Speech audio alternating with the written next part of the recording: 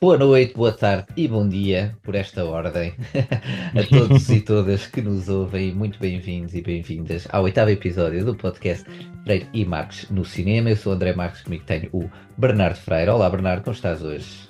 Então, André, tudo em ordem, algumas dores de garganta, mas olha, é a fruta da época, faz parte. Faz parte e olha, agora vai estar aqui uma horinha a falar. Portanto, amanhã É, não é? Tem que ser caminhas, chazinho, chazinho. limão e mel, aquelas Eu coisas gosto de todas. camomila, gosto de camomila. Camila, esse não é aquele que dá sono? Não. Não, é que É acalma, o tem que. Ah, propriedades que acalmam. então, e a calma, isso normalmente, a acalmar e deitado assim no sofazinho, com o rolo por cima, Pois, pumbas. ainda por cima com este frio, é o que dá vontade. Temos boas notícias, não é? Aqui na shortlist para os Oscars, É verdade, é melhor curta de verdade. animação selecionada, aqui a seguir Muitíssimo. os passos do González, não é? E, Com o Ice Merchants. exato, exato. Parece, já viste? É uma coisa muito engraçada que nós, quando fazemos assim filmes, nós, salve seja, né?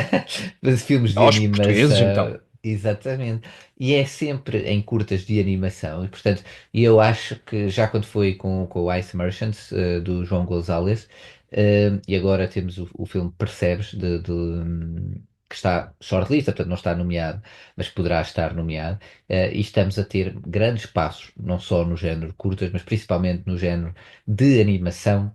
E acho que o governo português e todas as entidades competentes, digamos assim, deviam estar mais atentas e apoiar mais a animação portuguesa. Pronto, é uma opinião muito pessoal, mas olha, começo por aqui. Mas sim, é uma ótima notícia, Bernardo. Obrigado por teres trazido aqui. E hoje, agora, Bernardo, que mais notícias nos trazes hoje?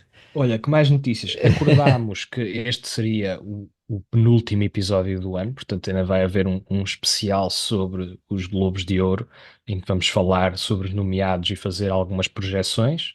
Ah, Poderemos bom. falar de mais competições adiante, não é? Porque agora estamos numa época quente, estamos Uhum. numa época em que as premiações estão aí a bombar e, portanto, temos que dar a devida atenção e também é importante para fazermos aqui um balanço daquilo que tem sido Certo. esta temporada de filmes. E Alguns assim, bons, outros maus, faz parte, é o que é, e vai ser interessante perceber aqui as preferências e para onde é que cai depois dos vencedores. Voltamos então no dia 9 de janeiro, aqui com um primeiro episódio em que vamos dedicar ao Best of de 2024. Vamos discutir uhum. aqui um bocadinho aqueles que para nós foram os melhores filmes do ano e penso que para essa altura já eu, pelo menos, terei uma lista sólida e retificada Uhum. daquilo que são para mim os melhores filmes do ano e vamos arrancar aí para Exato, esta exato. nova temporada, digamos assim, Freire e Marques no cinema. Exato, este novo ano que se adivinha, exatamente, voltamos então no dia 9 depois deste episódio, este que estão aqui a ouvir, este oitavo episódio, portanto também arrancámos aqui, digamos, no final deste ano, É verdade. 8 semanas seguidas, muito bem. Estamos de parabéns, diria eu, e vamos lá estar a começar o ano com um recap deste 2024, cinematograficamente falando, digamos. Uhum, E vamos fazer também um episódio especial, diferente, talvez mais curto, só para uhum. fazermos aqui um recap dos Globos de Ouro, que é, como falámos até em episódios anteriores, ou no episódio anterior, assim é grande. O primeiro passo, grande passo na corrida aos Oscars, portanto será depois publicado em breve. E Bernardo, aqui nesta semana não temos o Percebes nas salas de cinema portuguesas, mas Não, temos outros filmes e alguns deles que nos vais trazer aqui, não é? é verdade. Esta semana é a semana que antecede o Natal e, portanto, entregamos a coroa à Rainha Disney com a estreia de Mufasa, o Rei Leão, portanto, uma prequela do clássico de animação. Depois, mais no circuito Art House, temos uma estreia que me parece muito interessante. Chama-se All We Imagine as Light. Tudo o que imaginamos como luz, que é um drama que esteve em competição no Festival de Cannes. E temos ainda uma adaptação de um filme tailandês, uma produção canadense chamada Bad Genius, Os Génios da Cábula. Por acaso, 2018, 2019, cheguei a ver o filme tailandês e é interessante termos agora um remake nos cinemas, porque esta é uma história que se baseia muito no contexto. daquilo que é a pressão da performance em território asiático, Na escola, isso, exato. mas que agora americanizado um pouco, apesar de Uhum. ter sido uma produção no Canadá, está um pouco americanizada e simplificada para conseguir ter aqui uma abrangência mais lata e conseguir encaixar-se naquilo que é a pressão norte-americana de ser Sim. bem-sucedido. Eu até há bem pouco tempo pensava que esta semana também estreava o filme Submissão, mas afinal a distribuidora trocou-nos as voltas Uhum, e verdade. o filme só estreia no final de janeiro.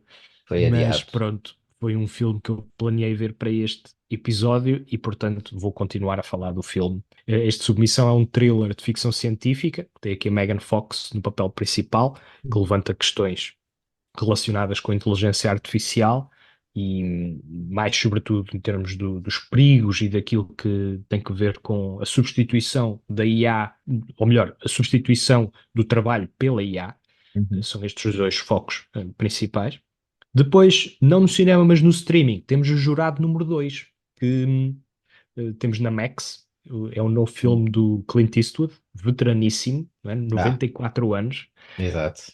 Jurado número 2 que recorda aqui filmes como, por exemplo, Doze Homens em Fúria, aqueles filmes de procedimentos de tribunal. E depois vamos também falar sobre o Bad Genius, os Génios da Cábula, que na essência conta a história de uma menina que, apesar de ter excelentes notas, uma menina imigrante, Uhum. que tem excelentes notas, mas não tem dinheiro para conseguir catapultar os seus estudos e, portanto, arranja um esquema para conseguir dinheiro e conseguir falcatruar os exames para que outras pessoas possam ser bem-sucedidas e ela assim conseguir trocos que lhe vão possibilitar atingir os seus objetivos. Muito bem, então olha, parece-me uma mão cheia. Portanto, temos Clint Eastwood, temos um thriller protagonizado por Megan Fox e temos aqui um remake canadiense de um filme, digamos, É bastante tailandês. tailandês e bastante, eu ia dizer, bastante específico sociologicamente falando. Uhum, uhum. E ainda temos também, Bernardo, uma entrevista. Ouvi dizer que foste falar com um senhor que é muito simpático e que É realizou o assim. filme que tu já falaste aqui. É verdade, estive à conversa com o realizador Killian Riddoff, que é o realizador do filme Stella, Vítima e Culpada, que trouxemos na sexta edição do Freire e Marques no cinema, e, portanto Exatamente, podem sexto recuperar episódio. aí a crítica e depois ouvir a entrevista, ou ouvir primeiro a entrevista e depois encarar a crítica, se Uhum. assim preferirem. Ele foi extremamente simpático, muito acessível e muito insightful. Deu-nos aqui Exato. perspectivas interessantes para olharmos para o filme com Ia-te olhos perguntar, renovados. exato, ia-te perguntar Sim, eu gostei. exatamente Gostei isso. de falar com o Killian. Sim, e estou Se curioso para ver o que faz a seguir. Exato, porque exatamente, ou seja, tu já tinhas falado do filme e, portanto, também estou muito curioso para ouvir o que foi dito, no sentido em que isso ele também, pronto, deu-te aqui uma perspectiva diferente, porque tu tiveste, obviamente, a tua opinião ao ver o filme e ele, enquanto realizador, não é? Enquanto criador, tem Uhum. sempre, e esses contrastes, ou às vezes só troca de ideias, acho que é sempre muito interessante. Mas antes de irmos a essa entrevista com o Killian Readoff, Bernardo, qual é assim, o primeiro dos três filmes que nos trazes hoje que gostavas de falar? Deixa-te escolher, Bernardo, força. Olha, começamos pelo streaming com Jurado número 2, que, como disse há pouco, é o thriller jurídico de Clint Uhum. Eastwood, que segue a história de Justin Camp, que é interpretado pelo Nicholas Hoult, que é convidado para ser jurado ao longo de um julgamento de homicídio, até que ele começa a suspeitar que ele próprio pode estar envolvido no crime, o que é obviamente uma incompatibilidade daquelas, não é? Não é Um pouco, um diria. pouco, um pouco. E o filme explora estes dilemas morais e éticos que o Kemp enfrenta ao ponderar entre revelar a verdade ou proteger-se e potencialmente condenar um homem inocente à cadeia. Uhum. E no processo temos aqui temas como culpa, justiça, responsabilidade pessoal e o Clint Eastwood, que aos 94 anos está Pronto, este provavelmente é o seu derradeiro filme. Ele tem tido Ele pode ser o um Manuel terceiro ato. Oliveira, Manuel Oliveira dos Estados filmou até Unidos, ao não é? cheio. Exato, portanto. Eh, É, é possível, é possível. No entanto, ele tem tido aqui um terceiro ato da sua carreira muito ativo, não é? Com filmes como verdade. Cry Macho, O Caminho para a Redenção, O Caso Richard Jewell, A Mula. Destes três, o melhor diria que é o caso de Richard Jewell, que é aquele que consegue ter aqui um bocadinho mais de intriga e é um filme mais memorável. E que é o mais recente, E não é? Tirando este não, é o jurado Cry número Macho. 2. É É o o Cry Crime. Macho. É o mais recente. Uhum. Um, mas este é bem provável que seja o seu último filme, e se assim for, eu penso que sai de cena sem estrondo. Uhum. Começamos, talvez, pelos pontos positivos. O acting é consideravelmente sólido. O acting do Nicholas Hoult uh, segura a personagem que não está desenvolvida de uma maneira muito interessante. Ele tenta fazer o que pode com uma personagem que é o arquétipo do regular Joe, Estou a ver. da pessoa comum. Sim, o Porque, comum e há aqui americano. um, exatamente, e há aqui uma tentativa de criarmos uma identificação com ele através de uma certa banalidade.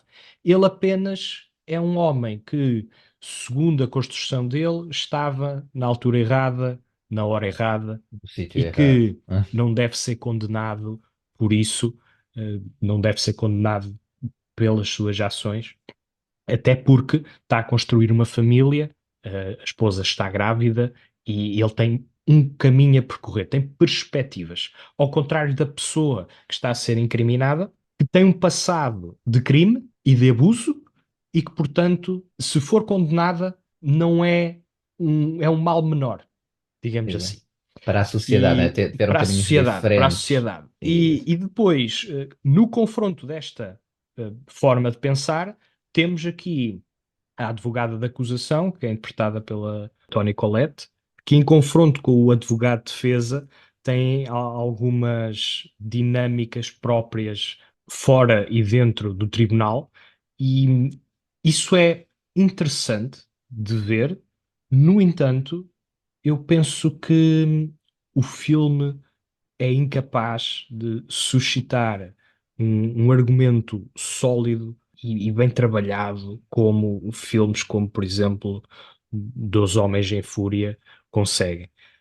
É um filme de procedimentos jurídicos, um filme que levanta questões morais pertinentes, no entanto, nunca a explora com a devida profundidade para conseguir elevar a história de um certo marasmo. O filme está bem filmado, está bem cozido Creio. e as atuações são bastante boas, Competentes e com. são perfeitamente competentes. No entanto, há um certo melodrama que se instala e que substitui uma ronda de argumentos que poderia dar mais sustento e tornar este filme um bocadinho mais memorável. Porque aquilo que acontece é que a experiência acaba por ser esquecível. Nós temos um protagonista no final do filme a desvendar-nos completamente aquilo que foi o processo mental dele.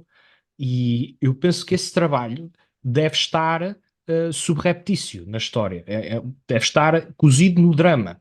Não pode apenas ser expelido daquela maneira Sim. tão, não é, Direta. tosca e direta. Eu penso que há Percebo.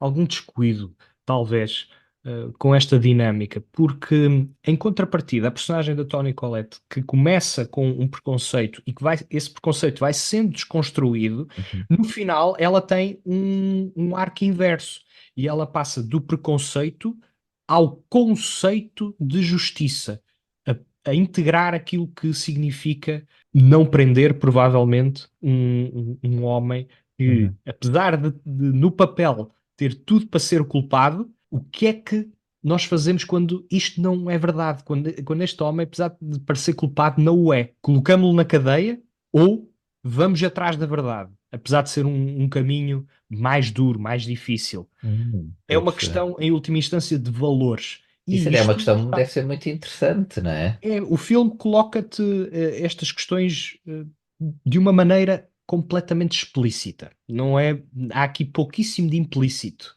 Hum. E o meu problema é esse, é a construção da história está feita de modo a não ser um filme que nos dê muito trabalho.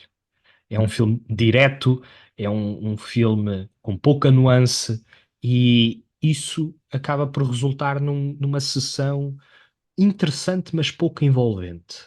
Que desvaloriza o filme, talvez.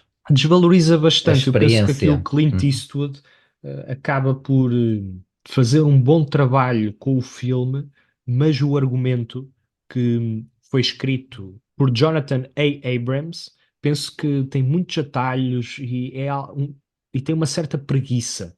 É incapaz de ser misterioso e de, em última instância, se tornar memorável. Portanto, eu penso que é um filme do Clint Eastwood de série C, não de série B sequer, um filme de série C. Eh, Uau, são acusações graves, Bernardo. São acusações graves, mas levem-me a tribunal. Vamos ter que ir ao televisar. E depois vais ter que ter uma advogada como a Toni Collette para te defender. Ou não, não sei. Ela é dura, mas é um bocadinho esta o meu parecer sobre o Jurado número 2. É um filme que deixa a desejar, apesar de, pronto, estar bem construído, eh, E de ter um não é. potencial para mais, não é? Fica com Sim, essa sim, o ideia. potencial estava cá, porque tem também filmes anteriores ao Jurado. Existem filmes anteriores ao Jurado número 2 que fazem com que este filme tenha um certo legado a honrar. E eu penso que acaba por ser só mais um, não acrescenta muito ao debate. E eu Uhum. penso que quando agarramos este tipo de premissa, que é uma premissa muito interessante, e é uma premissa que espanta-me só agora estarmos a pegar nela. Eu penso que é um conceito relativamente original. Poderíamos ter aqui um drama aguerrido, com tensão latente e um ritmo que nos levava aqui por um dilema moral eh, impactante, e isso não acontece. Isso não O filme acontece. simplesmente acaba e ficamos assim um bocadinho Há quem. esmorecidos. Exato. Pronto, é a tua análise. Jurado número 2 de Clint Eastwood, o último filme de Clint Eastwood, está agora disponível em streaming na Max, ou já não é HBO Exatamente. Max, mas era a HBO Max, mas agora acho que é só Max. É só, Max. Só Max. E, portanto, está por lá. Portanto, ficou aqui a opinião, então, do nosso querido Bernardo Freire. E, Bernardo, ia-te então, como estávamos a dizer há pouco, se calhar convidar-te então para ouvirmos a entrevista que tu fizeste, não é? Que é a pequena entrevista com o realizador Killian Riddoff, de Stella, Vítima e Culpada, que teve no episódio 6. Portanto, a análise, a crítica do Bernardo a este filme está no episódio 6 e agora íamos então ouvir a vossa conversa. O que achas, Bernardo? Vamos a isso. Vamos lá. Hello, Killian. How are you? Good, thanks. How are you? My throat is a little bit hurt, but I'm okay. I'm okay. It will Great. pass. It will go away. Well, thank you for joining us to talk about your latest film, Stella, Alive. In Portuguese, the film is called Stella, Vítima e Culpada, which means victim and guilty at the same time. It is a biographical drama that explores the controversial life of Stella Goldschlag, a young Jewish woman in Nazi Germany who made morally complex and polarizing choices to survive. First, I would like to talk about Paula Bear. It's Bear or Beer? It's Bear, right? Bear. Bear. She's phenomenal in complex roles, as we've seen in her previous films. How did the casting process for Stella unfold? Did you already have Paul in mind from the very beginning, or was it in the later process? The idea with Paula that occurred during the writing process, because Okay, okay. it's really not easy to find someone like Paula, because Paula is Indeed. really capable of acting. She has so many subtleties in her play. She has a big range of expressing herself in a character. So I think, as you just mentioned, ambivalence is very important regarding Stella Goldschlag, regarding the role. Yes. So it had to be an actress with the capacity to give in to the atrocities, to the brutalities of this character, and at the same time someone who you want to feel with, who you want to sympathy with. So this is really, you know, a big range from someone you want to sympathy on one hand, and on the other hand, from whom you want to believe that he's acting in a cruel, in a very unhuman way. Yeah, because Stella is portrayed as a character full of contradictions, right? She is both a victim and a perpetrator. How did you approach balancing these layers without reducing her to merely a villain or a survivor? Yeah, well, first of all, it was research. So we went deep into, you know, the court files of the trial in '56, with all the testimonials of the victims and of herself. And we tried to figure out every detail so that we won't make too much fiction out of it, but that it will be really based on facts, you know, on reality.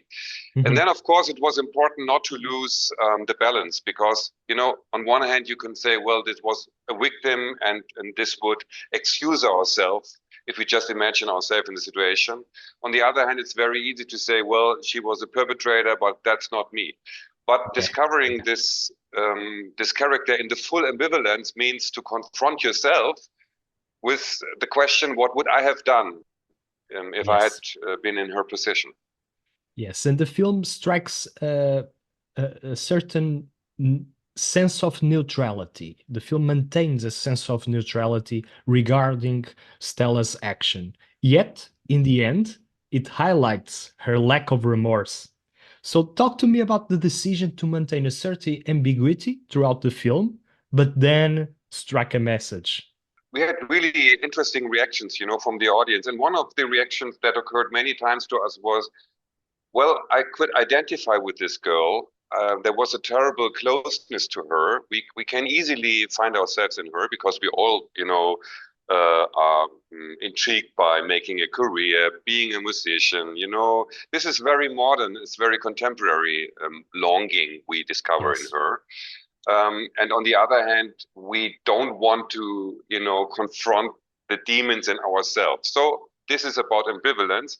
I think in the end, it's important to show that she wasn't capable of feeling remorse because of maybe of her narcissistic character she had. You know, I think she felt loneliness in the end. So and this was very interesting. I think with the very last scene, you know, I don't want to give it away now for the audience, but with the very last moment of the film, there's something like, you know, it's horrifying for us, but in a double way, because also in the end, especially in the end, we don't have a clear verdict about her. You know, maybe she is not capable of remorse, but at the same time, she's so desperate that she comes to her last action. So, you know, whenever I tried to find a verdict about her, I found myself in the very next moment to excuse her or to accuse her.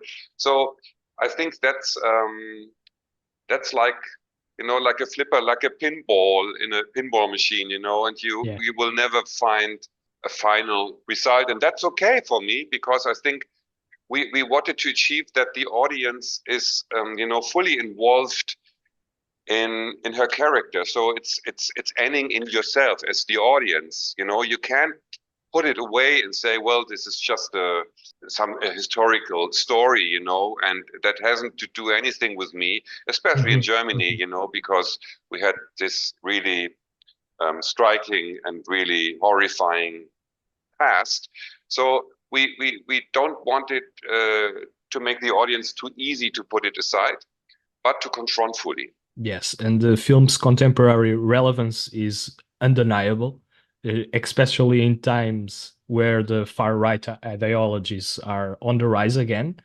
Portugal is not an exception to the rule, by the way. Was this political context part of your motivation to tell Stella's story right now? I think it's very important to you're totally right. I mean, we are surrounded by authoritarian systems, as in Hungary, as in Russia, and even in our Western democracies. So I think it's important to make up this question for yourself on time, because if you are under pressure, then it's very hard to keep your ethical compass, to keep your position, And I think that that is what happened to Stella. Within a few weeks, she lost her moral integrity, and I think that didn't happen just in that moment. But it's it's a matter of how we are prepared to confront dictatorship, to confront populism. So I think it starts right now. If we think that we have time to make up a moral position, we relax. It's too late. Yeah, then it's too late. And I think we feel it now, that we shouldn't lean back. We have to fight for democracy. We have to stand up to go on protest, to engage ourselves. It's not enough to lay back and to let it happen. Yes, and that's one of the reasons why this film is important. Finally, could you share a little bit about what you're working on at the moment? I know you are not particularly fond of streaming platforms. Will you stick to cinema? Yeah, I mean, I'm not totally against the streamers. So we are preparing now. To be honest, we are developing now a script for the streamers now in Germany.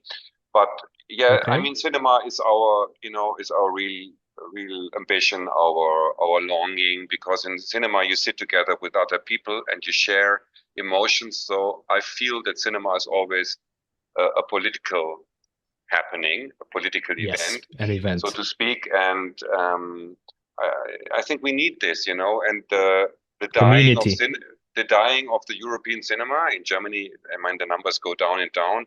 This is really sad, because we need this. We need to communicate in an emotional, public way, to share tears, to share laughing. This is important for our identity, for our collective identity. And for democracy, cinema has a vital job to do. Yes. Kilian, thank you so much for sharing your insights, not only on Stella Alive, but also about the geopolitical terms that we are now. And we really need each other and to understand more each other. And cinema is a vehicle to that. So I look forward to seeing your next project. Thank you. Thank you for your time. Thank you too. Muito engraçado, quer dizer, não muito engraçado em si, mas o que Kilian disse sobre a questão, por exemplo, deste filme Stella, Vítima Culpada, a intenção dele, lá está, que é um filme de época, portanto, não é? Na altura da Segunda Guerra Mundial e daquela questão, lá está, das decisões que tens que tomar às vezes, que vão contra a tua própria moral, a tua própria estrutura, mas quando estás eu acho que até disse esta expressão no episódio 6, entre a espada e a parede, não é? Que é uma exatamente. E depois somos empurrados, se calhar, para decisões que nunca tomaríamos em situações, digamos, normais, e ele tentou explorar isso, e que hoje em dia, portanto, este filme quase que é também, não digo um reflexo, mas que é uma história que se pode quase que repetir, não é?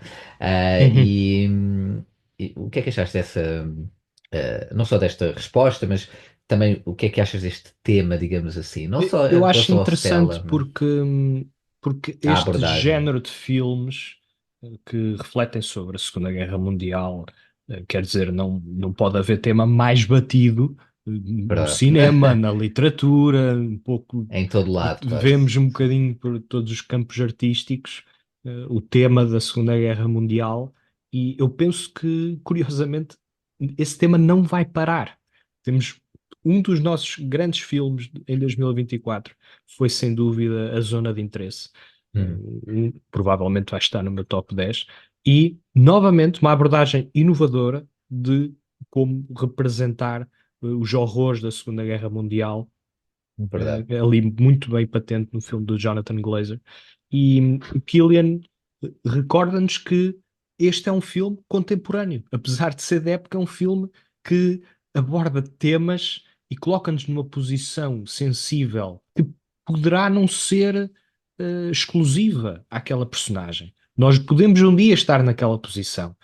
Pode E ser um de nós, exato. apesar do Killian dizer que há ali uma ambiguidade moral no filme, eu penso que o filme acaba por inclinar-se no final para esta mensagem de que isto pode voltar a acontecer e que temos que estar preparados E atentos, para né? enfrentar estes horrores e resistir a eles e porventura até termos a dignidade suficiente para escolher as decisões que nos causam dor, em contrapartida a um certo facilitismo, que pode ter sido aquilo que a Stella fez, ao sobreviver a todo o custo. A que preço perdemos a nossa humanidade, quando fazemos isso?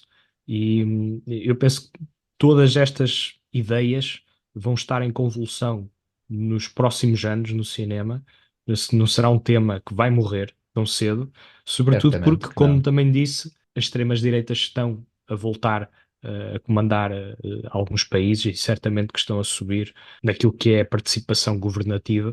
Portanto, os criativos vão continuar a invocar estes temas e a recordar-nos de que podemos estar Sim. a ir por caminhos bastante amargos. Sim, são temas socialmente interessantes e normalmente temas também socialmente assim antagónicos, etc. São coisas que também atraem muito quem está ligado à cultura, não é? E, portanto, não só no cinema, como Uhum. estavas a dizer, também transpõe depois para a música, para o teatro.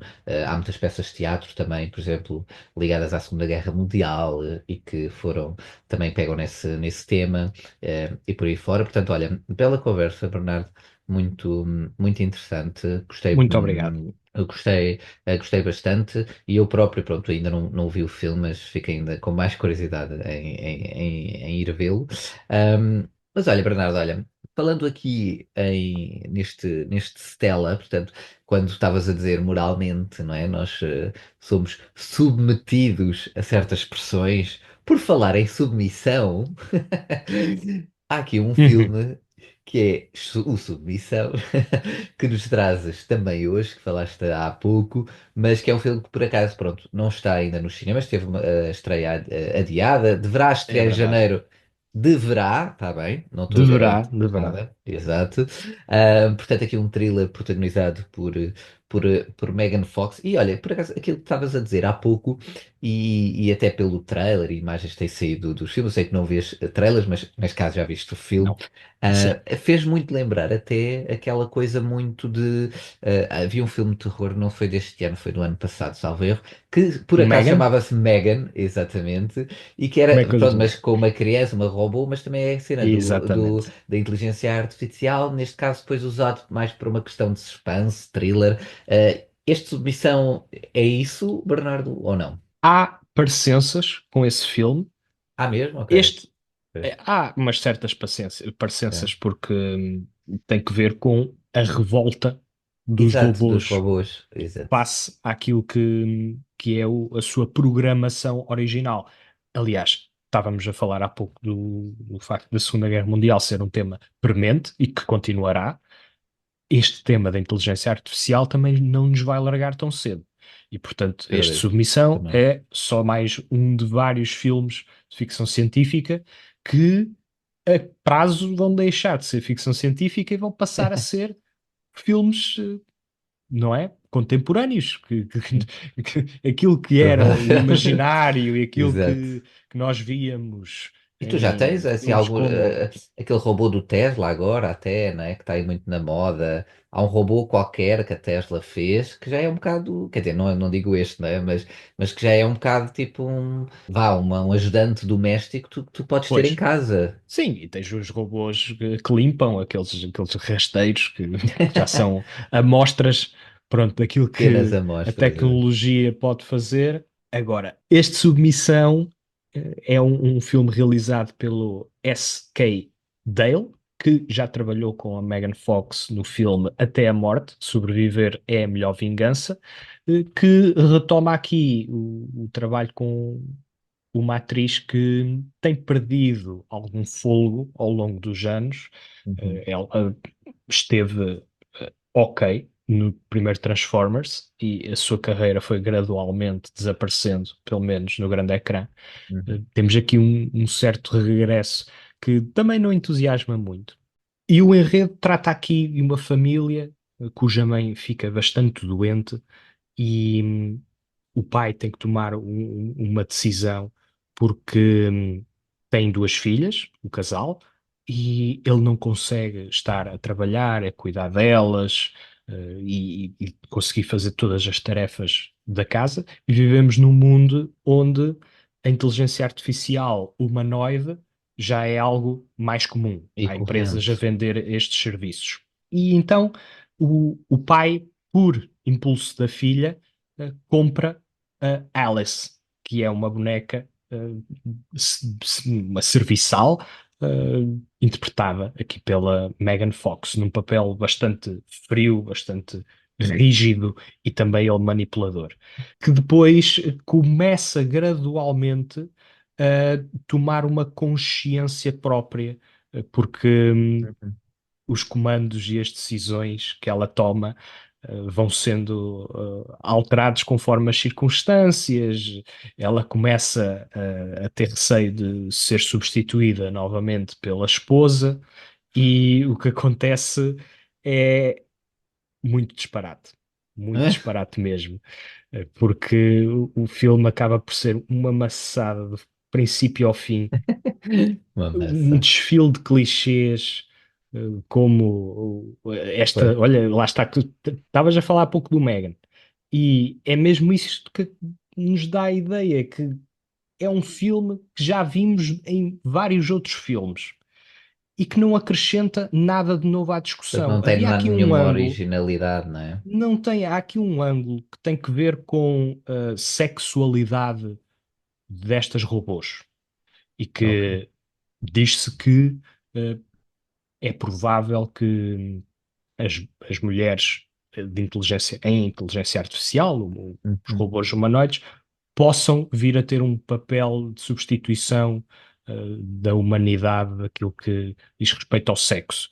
E o filme entra um pouco por aí, mas não é nada, não consegue conjurar cenas atraentes, não consegue desenvolver um clima de sexiness, nem Exato. nada que se pareça. É tudo só um pouco embaraçoso e nada aflitivo. E Eu plástico, não penso é?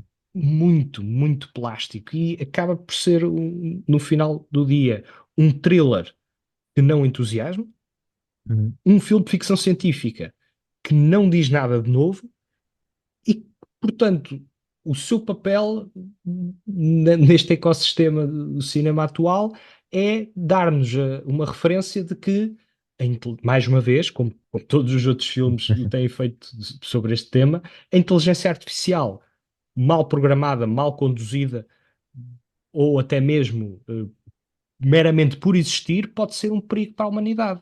Porque, a certo ponto, os robôs podem tomar controle.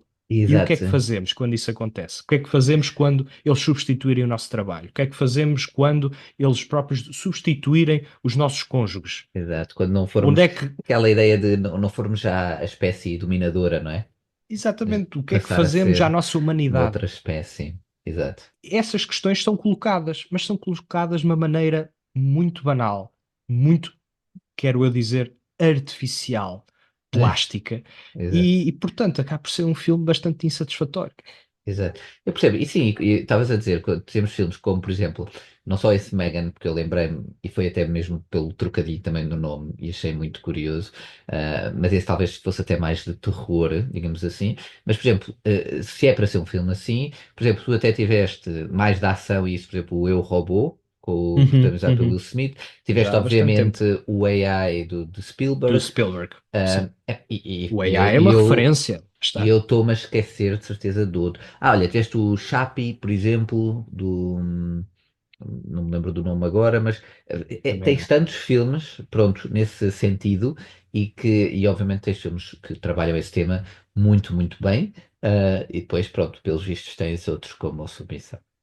Sim, e vais ter muito mais. Mas no Megan havia um ângulo interessante, que é o que é que acontece quando nós enfartamos os nossos filhos de brinquedos tecnológicos e deixamos de interagir com eles, deixamos de ter um certo cuidado educativo. Quando é que deixamos de, o que é algo que está a acontecer muito nos dias que correm, que é Hum. deixamos de educar, deixamos a educação para terceiros muitas vezes são entidades tecnológicas, robôs, brinquedos, telemóveis, Pois, e isso naturalmente tem danos bastante evidentes. Os estudos agora, mais do que nunca, estão a demonstrá-lo, portanto havia aí um ângulo algo fresco. E o filme também foi bastante entertaining, foi um filme que eu gostei. Este não tem metade do interesse. muito bem, muito bem. Está aqui a análise desta submissão, que estreará em princípio em janeiro, era para ter estreado hoje, É dia verdade. 19, pronto, que é quando o podcast é publicado. Mas pronto, fica aqui então a nota de desapontamento tua, Sim, Bernardo, sobre este filme. E convidar então, passamos aqui para o top 10, o já habitual top 10 da bilheteira, neste caso o ranking fim de semana de 12 a 15 de dezembro. Teve aqui duas estreias no top 10, aliás, três estreias, peço desculpa, no top 10, e por acaso só aqui por referência, dois filmes que falaste na semana passada, portanto no episódio anterior, episódio número 7, O Meu Bolo Favorito estreou em 16º lugar e Uma Viagem ao Teu Lado em 13º, portanto nenhum destes dois conseguiu ficar no top 10, mas acho que também foi aqui um top 10 que já está a ficar muito, como falámos também na semana passada, recheado de filmes não só de Natal, mas propícios desta época. Muitos uhum. blockbusters estreiam nesta altura e depois no verão também, mas portanto é a altura deles e estão aqui em força no top 10. E como estavas a dizer no início também, agora com a estreia de Mufasa, de certeza que também vai ser mais um blockbuster a adicionar Sem aqui dúvida, sim. E esse vai ao top para o 10. primeiro lugar. Sim, eu também diria que sim, é a minha previsão. Como estava a dizer aqui a Disney a controlar a Sim, bilheteira como portuguesa habitual. até ao final do ano. Em décimo lugar, Em décimo lugar, exato, temos aqui Daft Punk and Leiji Matsumoto, Interstellar 5555. o Um que é isto, filme, André? eu não Pergunto faço eu. a mínima ideia, Eu mas também é, não. é um filme, pronto, francês barra japonês. Eu acho que já ouvi falar disto. Eu acho que como na semana passada tivemos aquele filme indiano e tivemos um outro que já não me lembro qual é, que tiveram aqui também. Foi aquele do BTS, do Sim, rapaz sim, sim, sim, RM. sim.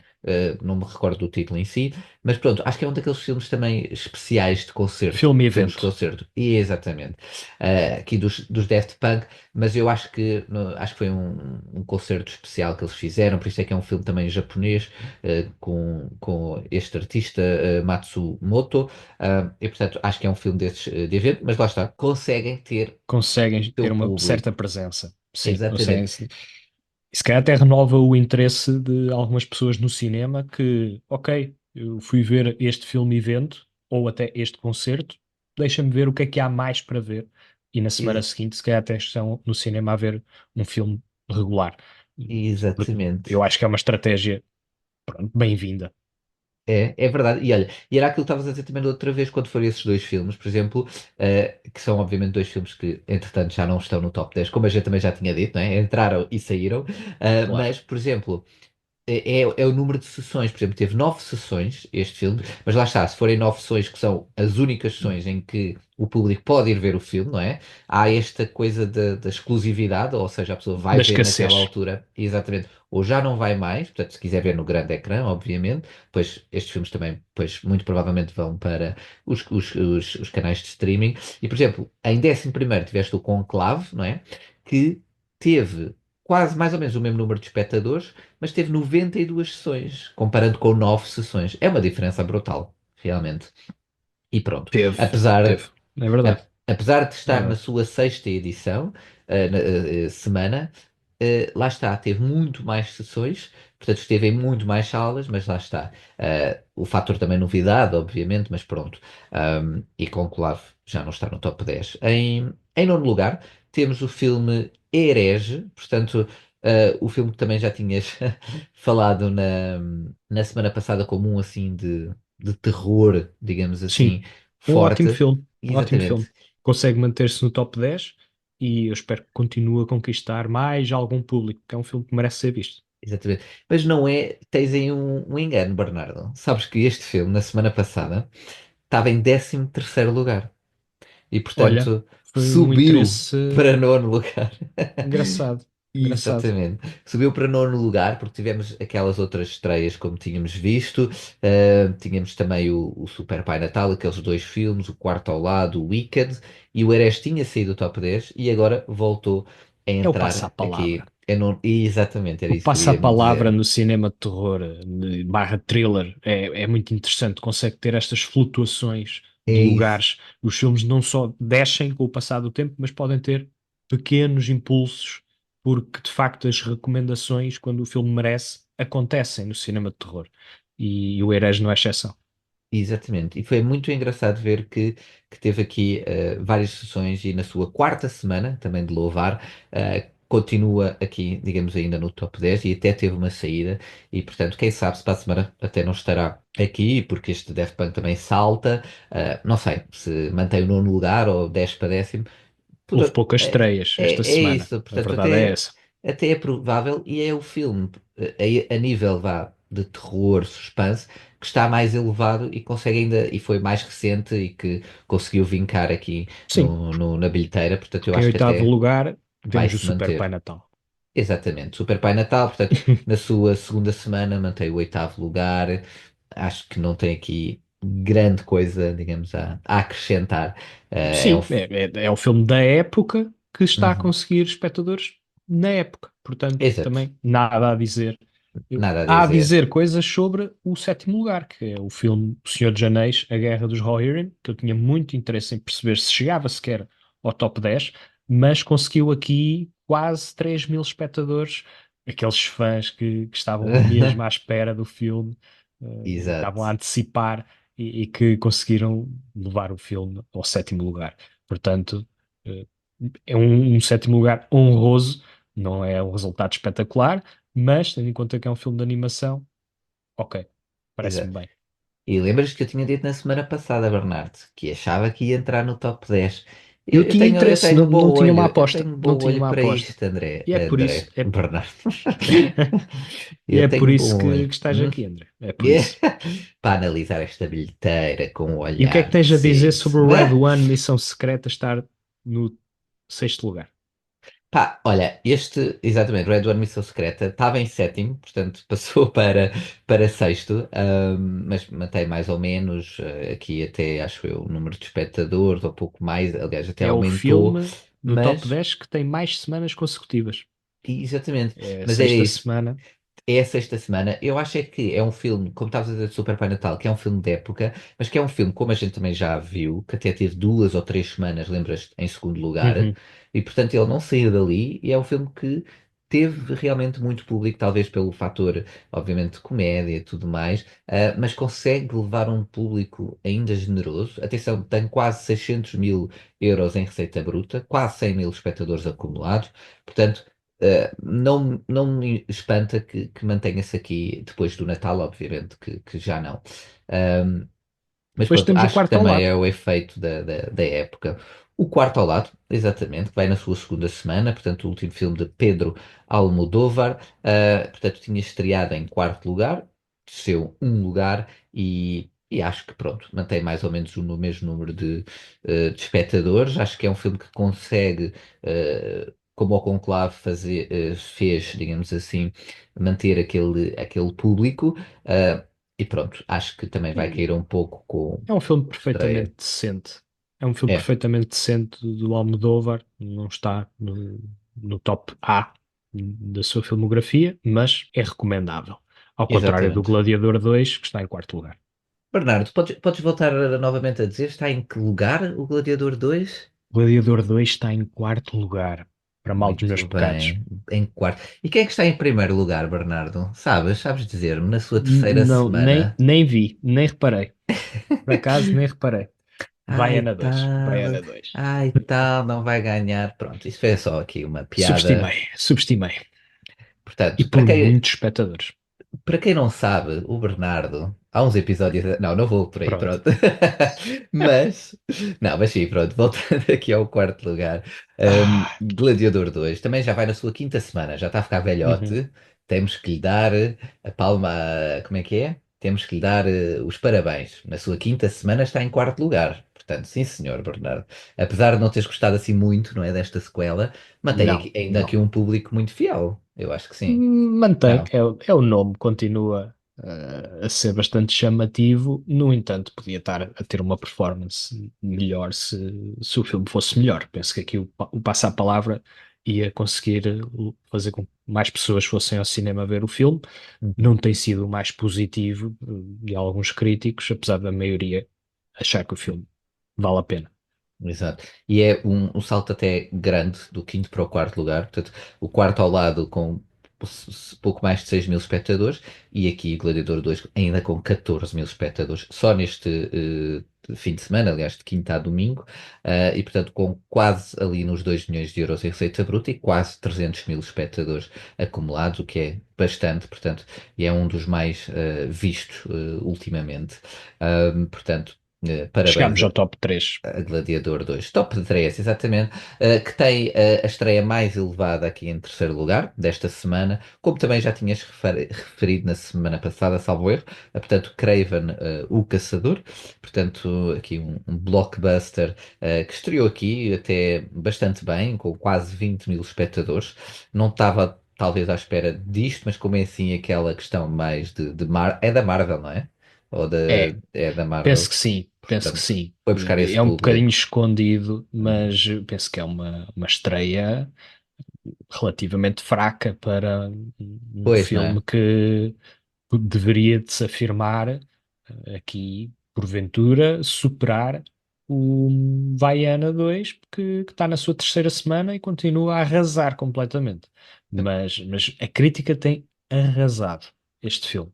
Craven, o O Russell Caçador. Crowe e o Aaron Johnson não se estão a safar lá muito bem com o filme. E o Wicked aqui a aguentar-se em segundo lugar, e Uhum, depois o Vaiana, claríssimo primeiro vencedor, com uma diferença de mais 30 mil espectadores. Quer uhum. dizer, é estonteante a diferença, e portanto. Vamos ver quão grande vai ser a queda de Vaiana 2 com a estreia deste Rei Leão. Vai ser interessante perceber aqui a diferença de números face à estreia, da grande estreia da Disney, não é? Sim, sabes que eu por acaso acho que Wicked ainda se consegue manter forte, portanto acho que Wicked passa para terceiro lugar. Mas sabes que eu acho que a diferença entre Mufasa e Vaiana 2, acho que Mufasa vai para o primeiro lugar, mas não, Sim, acho que sim. Mufasa não vai ter a estreia tão estrondosa que Vaiana 2 teve na sua primeira semana, portanto quando estreou mesmo. Mas pronto, mas também já está aqui Não com. sei, Pois, porque não foram sei, não sei. quase 60 mil espectadores só neste fim de semana. É uma coisa realmente absurda, quase. O Vaiana 2 está mesmo a ser um grande sucesso na bilheteira portuguesa. Mas pronto, Ahm, para a semana voltamos a analisar. Exatamente. E esta semana, infelizmente, não temos aqui nenhuma correspondência, nenhum e-mail aqui dos nossos ouvintes, por isso vou deixar aqui o repto para nos enviarem um e-mail sobre qualquer um destes filmes ou de estreias que estejam por aí. Pode ser também de filmes que estejam em streaming, que a gente também, o Bernardo também analisa aqui. Portanto, à vontade para correspondência@freiremarques no cinema.pt, que nós depois trazemos para aqui. Olha, se quiserem também falar um pouco do top 10, dos vossos top de 2024, como vos dissemos, este vai ser o último episódio deste ano, depois vamos fazer um episódio talvez especial sobre os Globos de Ouro, portanto, à parte, e depois voltamos no dia 9 de janeiro. Portanto, até lá têm muito tempo e podem enviar-nos também, olha, os filmes que gostaram mais deste ano, 2024, expectativas, olha, filmes que querem muito ver em 2025, 25. Janeiro está muito forte. Portanto, Muito boas estreias em janeiro. Antecipa-se. pronto, vamos ver aí, e portanto, e nós estaremos cá, e portanto, aproveitem para nos enviar mensagens, informações, dicas, previsões, o que queiram, que nós estamos aqui, e depois traremos certamente para o podcast. Nós também, depois, também partilharemos nas nossas redes sociais e tentamos dinamizar esse mesmo endereço de e-mail. E, Bernardo, após aqui a nossa bilheteira, que já é habitual, ainda tens aqui um filme que nos trazes esta semana, que estreia esta semana mesmo nos cinemas, portanto, está agora nas salas de cinema, o filme Bad Genius, Os Génios da Cábula, um remake aqui canadiense do Canadá, portanto, de um filme tailandês, Bad Genius, Os Génios da Cábula. Achaste este filme tão genial como o título sugere? A resposta curta é nem por isso. O filme é Ui. realizado por J.C. Lee e, ao contrário do filme original, acaba por ser uma versão reduzida, simplificada e tematicamente muito menos elaborada e também muito menos tensa do que a versão original. Eu, quando vi a versão original, gostei muito do filme. É um filme que nos agarra desde o primeiro plano e foi um filme que me marcou por este raciocínio que fiz na altura, que é Uhum. quando um primeiro plano nos consegue agarrar da maneira como o Bad Genius tailandês me agarrou, eu automaticamente tenho uma confiança no filme que muitas vezes me leva a antecipar que o resultado final vai ser positivo. Exato, E estou a naquele entender. caso, o primeiro plano é um plano em que a protagonista está um pouco mais à esquerda da imagem e depois o reflexo dela é hum, replicado ao longo de vários espelhos. Uhum. E o efeito que faz é um efeito bastante marcante, ao contrário do que acontece neste filme. Este filme leva-nos aqui a conhecer Meng, que é um pai viúvo e que trabalha na sua lavandaria para sustentar a família. E graças ao talento da sua filha, a Lynn, ela consegue uma bolsa de estudo para um liceu em Seattle, um liceu bastante prestigiado. E ela lá torna-se amiga de Grace, que é uma rapariga bastante rica e que apresenta ao mundo dos alunos privilegiados, ricos. E lentamente a Grace e o seu grupo começam a convencer a Lynn a passar-lhe as respostas dos exames. Basicamente a fazer aqui um esquema de falcatrua para que Uhum. possam tirar melhores notas. E ao longo do filme, este esquema vai ganhando mais adeptos, portanto, vai haver mais alunos com posses a querer usufruir do conhecimento da Lynn. Uhum. Até que eles tentam fazer um esquema para passar os exames finais, em que a Lynn passa as respostas num esquema bastante elaborado, passa as respostas, ela faz o exame num Aos tempo muito colegas. curto e depois envia as respostas que estão noutro fuso horário para conseguir que os alunos obtenham as respostas previamente ao exame. É algo bastante elaborado. Uhum. No meio do esquema temos também o Bank, que é outro aluno bastante inteligente, com uma bolsa de estudo, que acaba por se ver envolvido neste ambiente de competição e de todos os dilemas que se desenrolam, porque eles são, tanto o Bank como a Lynn, são pessoas pouco privilegiadas, imigrantes, que não têm poucas posses e que, portanto, têm que fazer pela vida para conseguir chegar às universidades de topo, que, como sabemos, nos Estados Unidos a educação é custosa, não é? E os alunos têm Sim. que E há muita endividar-se à grande. competitividade até na nível das faculdades, faculdades de primeira, de outras de segunda, aquilo é toda uma. Sim, sim, É, é um sistema um pouco herdado da competição asiática. No exato. entanto, na Ásia, os problemas de saúde mental têm batido absolutos recordes por causa desta questão da excessiva competitividade. Nos Estados Unidos, o panorama está a começar a ser idêntico e nós vemos pelos índices de saúde mental a Uhum. crescer cada vez mais nos estudantes. É um fenómeno que até em Portugal já se vê, portanto, quando vamos já Pois, olhar para países infelizmente. que têm muito mais população e que conseguem ser mais exclusivos na oferta educacional que Sim, entregam, sim. isso provoca naturalmente uma ansiedade e uma pressão para conseguirmos resultados melhores. Dito isto, aquilo que o filme faz é fazer deste esquema um thriller, porque eles estão sempre à beira de ser apanhados. Sim. E essa tensão que é construída com uma montagem rápida e um close-ups e, e a passagem do tempo, toda essa construção neste filme acaba por ser um exercício de tensão pouco apelativo e pouco contundente face ao Uhum. original. No original temos uma montagem muito assertiva, temos Uhum. personagens bastante envolvidas nos seus dramas e naquilo que é a complexidade de elaborar um Personagens. esquema desta natureza.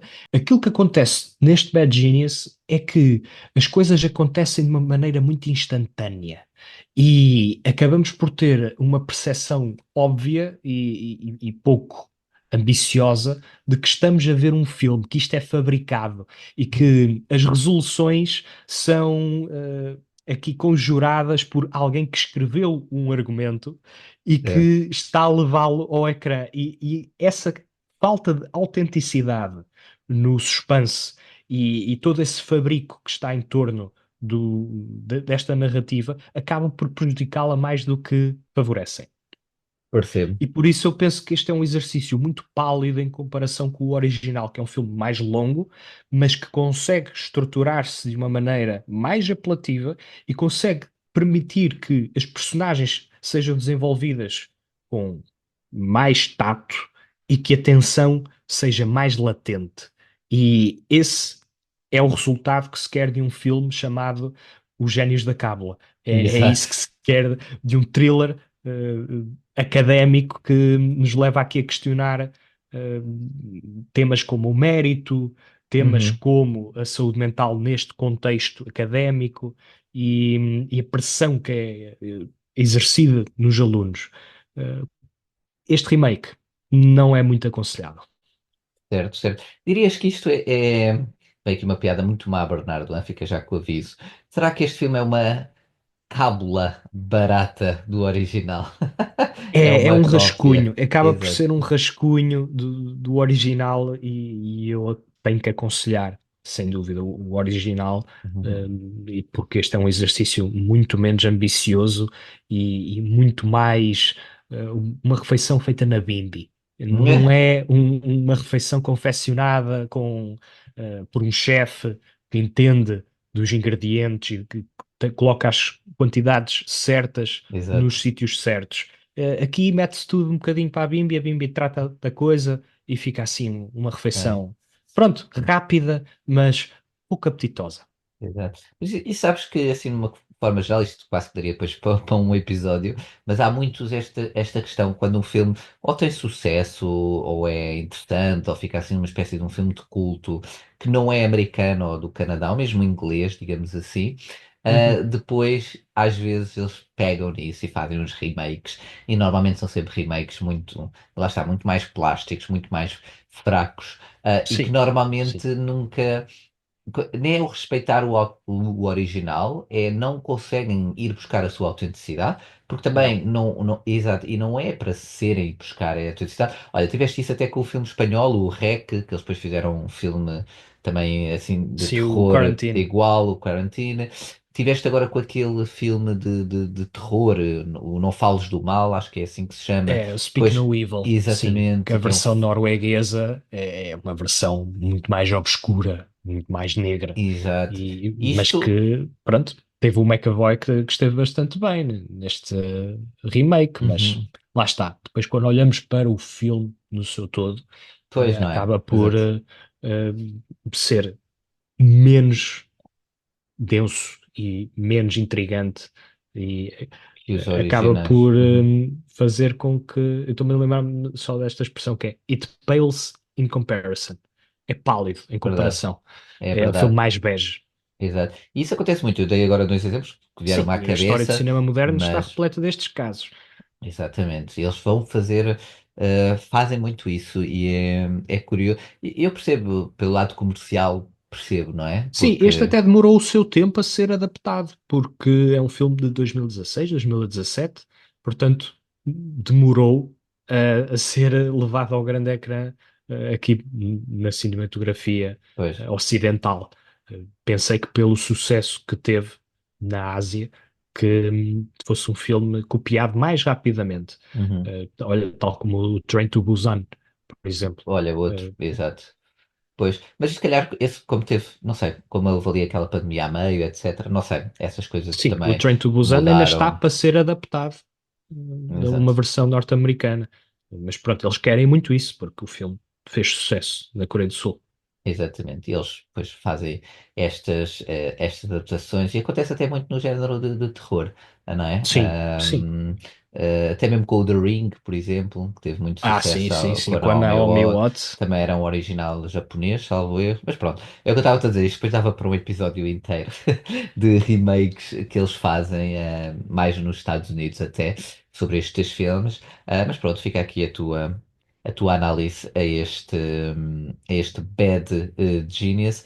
E Bernardo, acabando aqui com as tuas três análises, não é? Em a bilheteira, Uhum, ah, ia-te perguntar, mas eu quase que já posso que assumir qual é o uhum. filme desta tua semana, Bernardo, que nos trazes.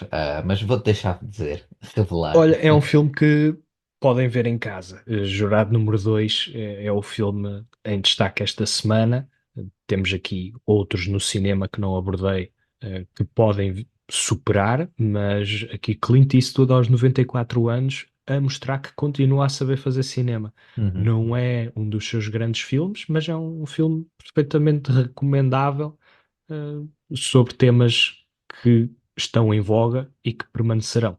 Portanto, Jurado número 2 que está disponível na Max, é o filme da semana do Bernardo. Também foi uma semana que realmente, pronto, o Submissão e o Bad Genius também não foram grandes, E o grandes próprio Submissão é uma falsa referência, espingardas. porque é um filme só para janeiro. Pronto, Portanto, exato, não está aqui, mas pronto, mas sendo um filme que analisaste nesta semana, uhum. também não deste uma boa análise e este Bad Genius, idem aspas, portanto, Jurado número 2 apesar de ter as suas falhas, é o filme da semana, Bernardo. E É o filme olha, possível. é o filme possível, exato. E olha, estamos pronto, na reta final, não só deste É episódio, verdade. mas deste ano. E olha, e gostava de deixar aqui só uma nota para desejar, obviamente, boas festas, boas entradas a toda a gente. Estamos de volta de dia 9. No entretanto, estejam atentos aí para um episódio especial, só para dar aqui uma análise também um pouco rápida sobre os Globos de Ouro e assim os principais apostas deste ano na corrida aos Oscars. E também dizer que tem sido um gosto estar a fazer aqui semanalmente este podcast. Bernardo, agradeço muito, tem sido Obrigado, muito, André. muito engraçado. Faço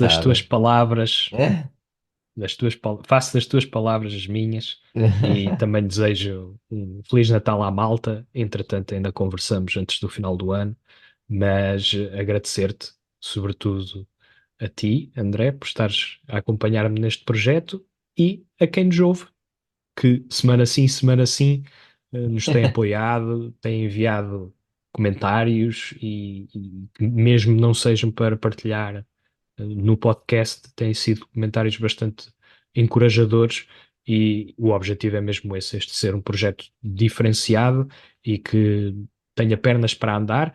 Para isso também já temos um novo patrocinador no E, início de 2025 e mais novidades virão em breve. Exato, exato. E lá está, e tenho visto que, acho eu também, pronto, dar aqui a minha opinião, que talvez, pronto, isto é uma coisa nova, que, não é, que eu e o Bernardo começámos, e portanto acho que estamos também a evoluir bastante, e 8 episódios já é qualquer coisa. E portanto, agradecer, não só agradecer, e por exemplo, quando eu e o Bernardo insistimos aqui na questão até de vocês darem o vosso feedback e opiniões e sugestões também de filmes, mas também queremos saber se têm gostado de acompanhar, se gostavam de ver outras coisas a serem abordadas aqui, Uhum. até no formato, sugestões. Estamos mesmo abertos a isso e é Estejam à muito vontade. importante. Exato, de termos esse feedback e é por isso que também vos chatei um pouco mais com isso, mas é mais no sentido de nós também podemos melhorar e isto também ser uma coisa que vá mais ao encontro, não é? Daquilo que vocês, ouvintes, que estejam a ouvir, também procuram ou desejam e depois se der ou não, é uma coisa que avaliaremos a ser tempo. Mas é isso, olha, muito boas festas, que estejam com muita saúde, que estejam ao pé da família, comam muito, engordem, que é época disso. Não Faz parte. vejam, não vejam Sozinho em Casa, pelo amor de Deus. Não, Há muitos mas outros como o Red filmes. Velvet. Exato, comam Red Velvet, não comam Bolo Rei, não vejam Sozinho em Casa. As minhas sugestões para Natal, não Algumas vejam regras, Sozinho em algumas Casa. regras. Há muito bons filmes, olha, no cinema, no streaming, depois no Natal eles estreiam mil e uma coisas em todo lado. E portanto, não vejam Sozinho em Casa e acho que é só isso. E não bebam muito, comam muito, chega, pronto. Bebam bem, comam melhor. Exato. Boa, é isso mesmo. Bernardo, mais alguma palavra tua? Ficamos por aqui. Muito obrigado. É isso, obrigado a todos. Vemos em 2025 ou antes, mas pronto, até a uma próxima. Abraço e beijinhos e adeus.